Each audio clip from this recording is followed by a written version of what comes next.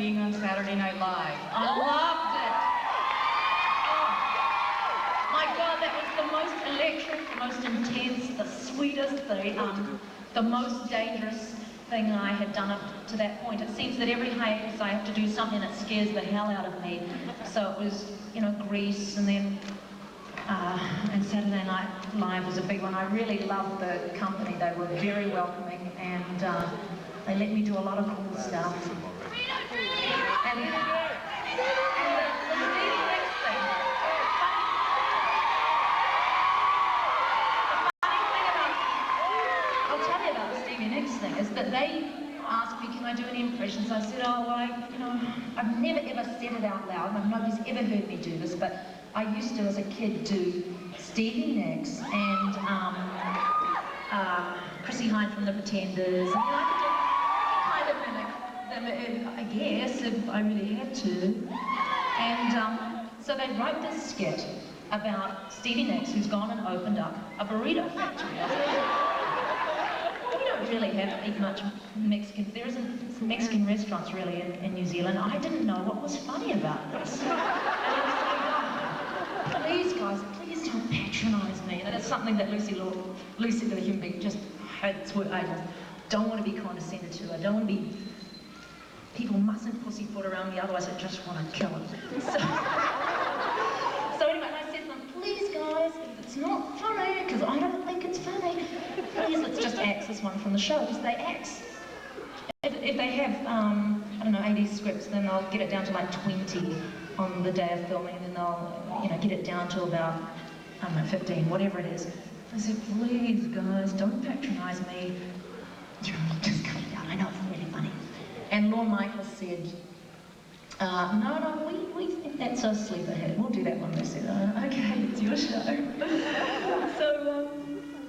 So we did it, and fortunately I had these contact lenses in, so I couldn't see the audience, so I couldn't be nervous. I was, because Stevie Nicks has got really intense little dark eyes, you know, and that helped me. It seems I can only really sing in character. I have a lot of trouble, except for that Rosie O'Donnell one where I did Unwell Company. I have real trouble singing as Lucy. Okay, next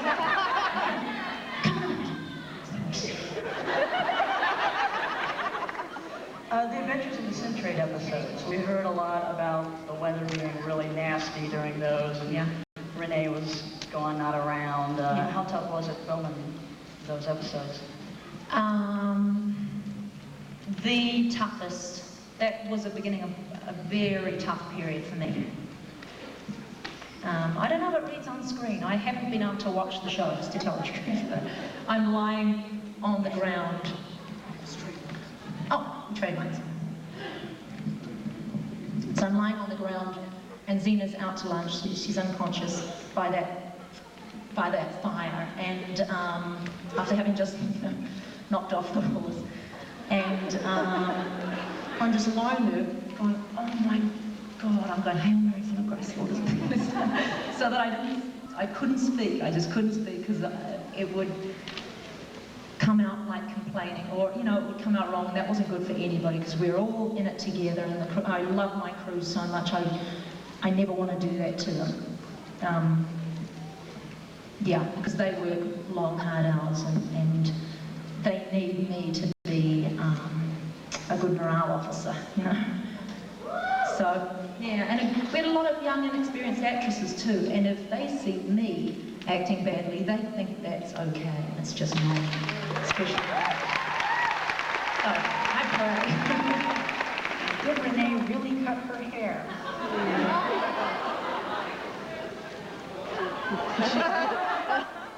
You promise not to tell anybody? Renee did not cut her hair.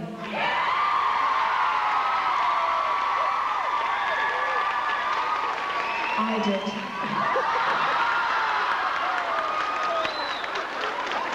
I'm so sorry. You were so happy that she hadn't cut her hair, but she looks beautiful. I did a really good job.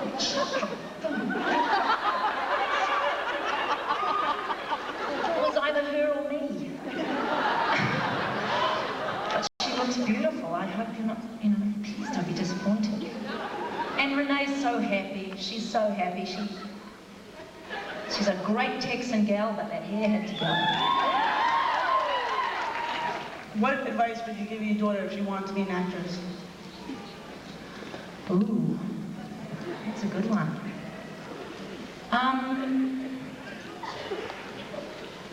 Hell. I've said it before, it has to be your first, second, third, fourth, it has to be down to your ninth priority. If you are battling between two, it's either acting or being a lawyer, go be the lawyer. Because you can't deal with rejection unless you've got that much passion, unless you believe in what you're doing. I know for me, I actually know that there's nothing else I'm really very good at. So it's made quite easy for me. Oh, I have many skills, I know, but nobody's going to pay me to be a model. Which is the best skill there is. Sing beautifully. Oh, thanks. Hi, Lucy. Hi. Tell us about Donald Trump and slippers. Has anybody not heard the story?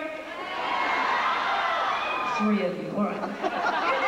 Sure, I'll tell.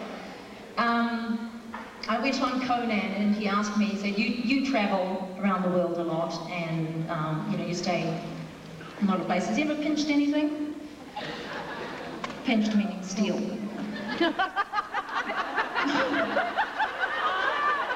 It means steal where I came from. When I told the story, I used the word pinch and Regis said, you pinched his what? You're a very bad man. But to pinch means to steal something, to lift something, where I come from anyway. Ever stolen anything? And I said, yes, well I've never pinched towels or anything, but when I was staying at the Trump International, you know, they give you these slippers every day. And I get they just throw them out and put a fresh pair there. Well, I'm from a country where you just don't waste, you know, so I would collect them up and I really like taking them home because you can't buy them there, believe it or not. Just those white ones, they're very good quality, very good at the Trump. So I would collect them up and by the time I left, after Greece, I must have had 30 or more pairs of them. Longer than that, how long was I there, 10 weeks? Yeah, 70. And I had them all in my suitcase. And the limo comes to pick me up.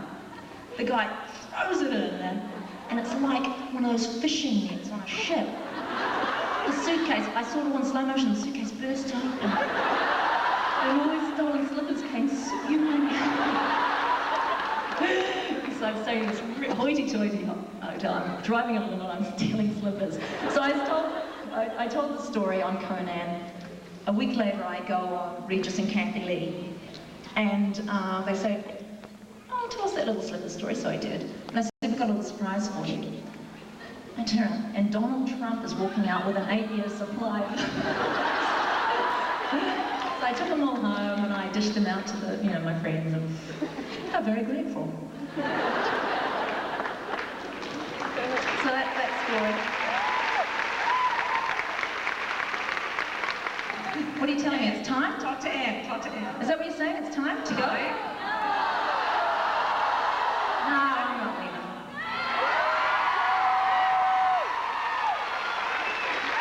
No, that's fun. I will do my war cry for you, honey bun. Which one?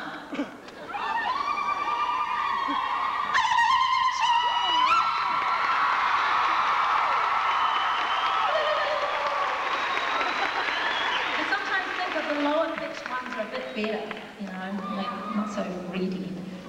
Renee and I have been together so long with some of the other regular characters that we're really, really family and take every opportunity to make one another's lives miserable. So we were filming Tsunami, which was incredibly difficult because again we were freezing, we were being dripped on, we're standing in rain, every day it gets a bit deeper, and it was heated, it's sort of lukewarm, but when it drips through the ceiling, it's all,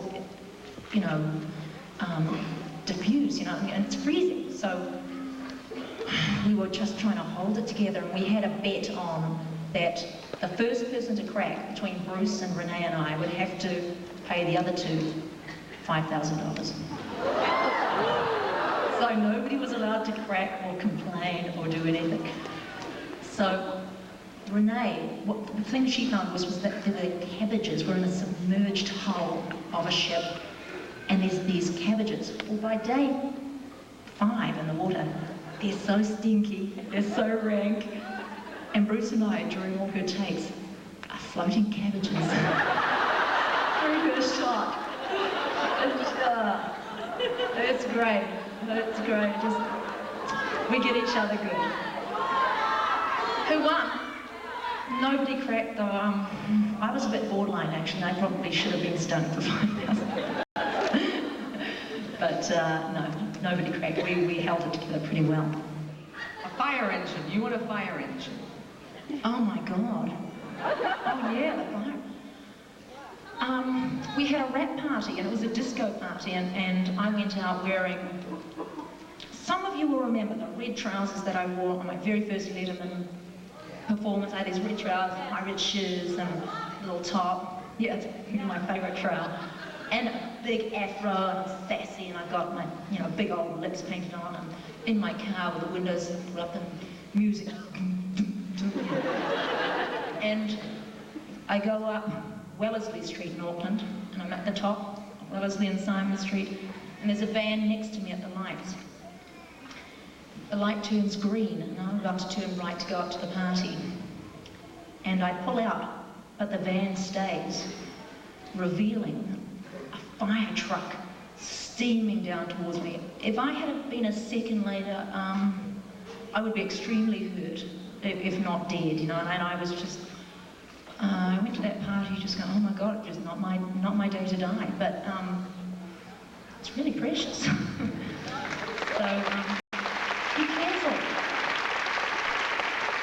You heard that you speak some foreign languages. How's that all going still? Keeping up with it? Very badly. I really haven't spoken them much in many years, though I did sign up for another German course in all my free time. I'm going to do a degree by correspondence, or at least finish off the degree that I dropped out of all those years ago in German. My German is also extraordinarily bad. Did you try something in German? Or French? Or Italian? In German. Don't make me angry. I'm sure they dub me much better. As I said, I'm a little bit rusty, but lass mich nicht wütend. Sie würden mich nicht erfreuen. No, you wouldn't like me when I'm angry. And how about in French? Ne me fâchez pas. And how about as me? Don't go making me angry.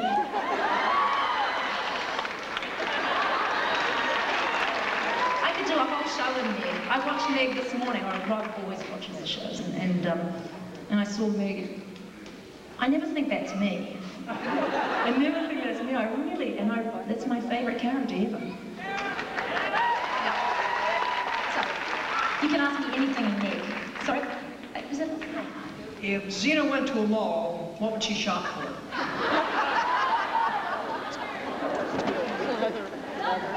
Spandex.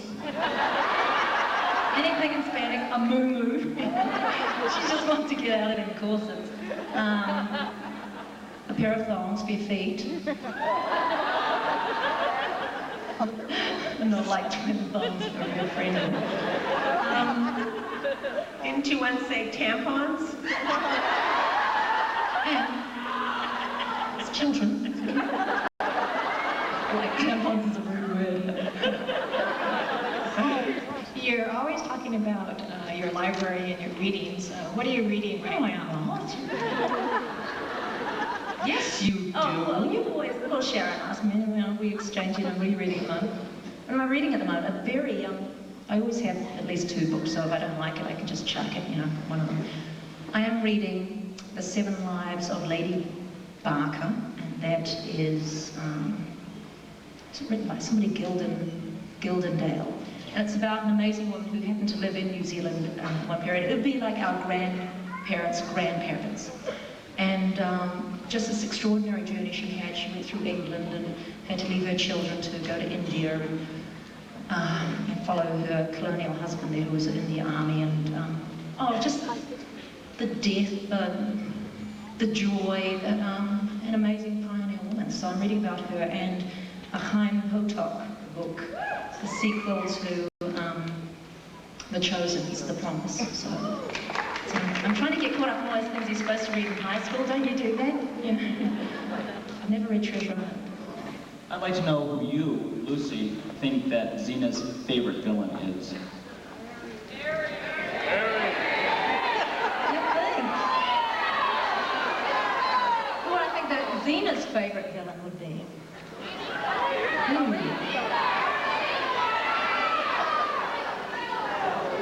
Wow, that's a good question.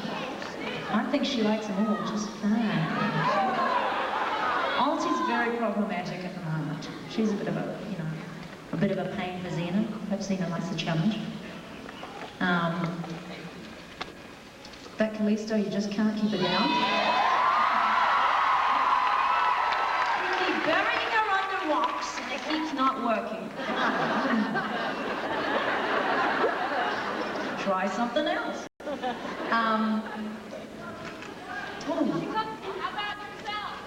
How about myself?